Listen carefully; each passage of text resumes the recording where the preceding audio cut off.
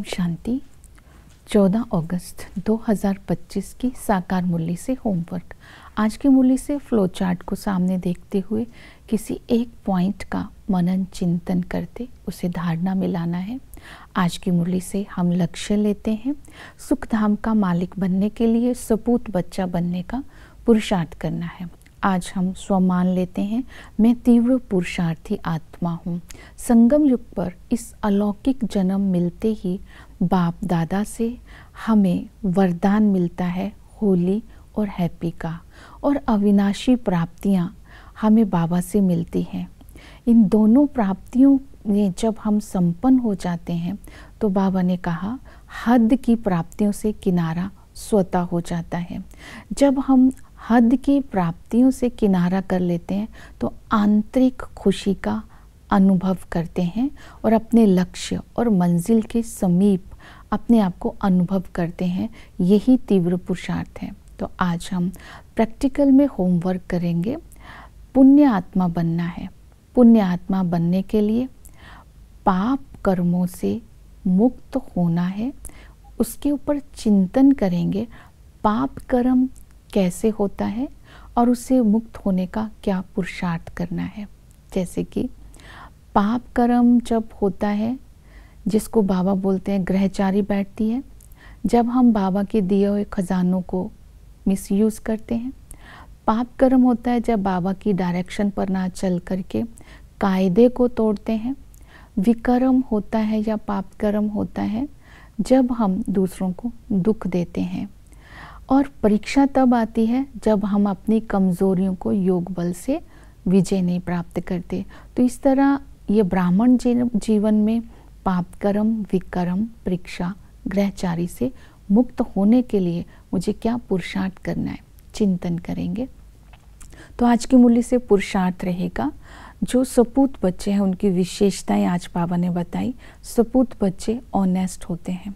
Honest की विशेषता है वो सदा ही बाबा को किए हुए विकर्मों को लिख करके देंगे और बाबा को रोज़ रात को चार्ट लिख करके देंगे। चार्ट लिखने से बाबा ने बोला अपनी अवस्था बाबा को बताएंगे तो बोझ से हल्के रहेंगे और बाबा खबरदार करेंगे आगे से विकर्म ना करो। तो चार्ट में जो रिफ्लेक्शन करनी है, जो लिख करके बताना है, वो ये बताना है सारा दिन में मेरे से कोई पाप कर्म तो नहीं हुआ, कोई लड़ाई झगड़ा तो नहीं किया, आँखों ने कहीं कोई धोखा तो नहीं दिया, किसी को दुख तो नहीं दिया, कोई अकर्तव्य कार्य तो नहीं किया। ये रिफ्लेक्शन भी करनी है और बाबा को लिख करके भी देना है। कोई भी बात छिपानी नहीं है। तब बाबा हमें ऑनेस्ट बच्चे का टाइटल देंगे, वारिस बच्चा कहेंगे, सपूत बच्चा कहेंगे, मीठा बच्चा कहेंगे। तो ये विशेषताएं आज अपने अंदर चेक करनी है। इतनी सच्चाई सफाई है। दूसरा है धारणा। जो सपूत बच्चे होते हैं वो कायदे मुजीब चलते हैं।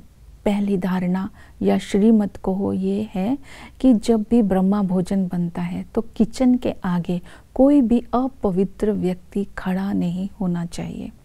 दूसरा कायदा है अपनी स्थिति को सदा ही लवलीन रखना है। लवलीन रखेंगे तो सब बातों से बच जाएंगे। तीसरा कायदा है बिना पूछे कोई चीज़ उठाकर खानी नहीं है। हमें देखकर फिर और भी ऐसा कर्म करेंगे। तो इस तरह इन बातों का आज अटेंशन देना है। सपूत बच्चे सदा ही देही अभिमानी होते हैं। देह अभिमान को छोड़ना है क्योंकि देह अभिमान उल्टे कर्म करा देता है। उल्टे कर्म करने से वायुमंडल अशुद्ध हो जाता है। कोई को मतलब बाबा ने उल्टे कर्म बताए, कोई को दुख देना ये उल्टा कर्म है, क्रोध करना उल्टा कर्म है, विकार में जाना उल्टा कर्म है, बुरी दृष्टि रखना उल्टा कर्म है। तो इसे ही देह अभिमान कहते हैं। तो इस देह अभिमान का रूट कोज क्या है? Criminal eyes. तो इसलिए कर्म इंद्रिय जीत बनना है। कर्म इंद्रियों से धोखा नहीं खाना है। तो इससे जीतने की विधि है अपने लक्ष्य को स्मृति में रखना है कि हमें लक्ष्मी नारायण जैसा बनने का पुरुषार्थ करना है। देह अभिमान को जीतने की दूसरी विधि है अशरीरी का अभ्यास करना है। कर्म इंद्रिय जीत बनने की विधि है अपनी आँखों को सिविलाइज्ड बनाना है, शीतल बनाना है। आँखें क्रिमिनल होगी तो कर्मातीत अवस्था को प्राप्त नहीं कर सकते हैं, इसलिए आँखों के ऊपर ही सारा मदार है। आँखों से ही बाकी सारे विकर्म होते हैं, पाप कर्म होते हैं। जैसे कि बाबा ने कहा आँखों को जैसे आँखें अगर क्रिमिनल होती है तो विकारी ख्यालात चलते हैं, मनसा में तूफान आता है, तो मनसा भी खराब हो जाती है। तो इसीलिए अपनी आँखों को अच्छा बनाना है, मनसा को शुद्ध बनाना है, तो फॉलो फादर करना है। फॉलो फादर करने की विधि ये बताई है, बाप समान सबको आत्मा देखने का अभ्यास करना है।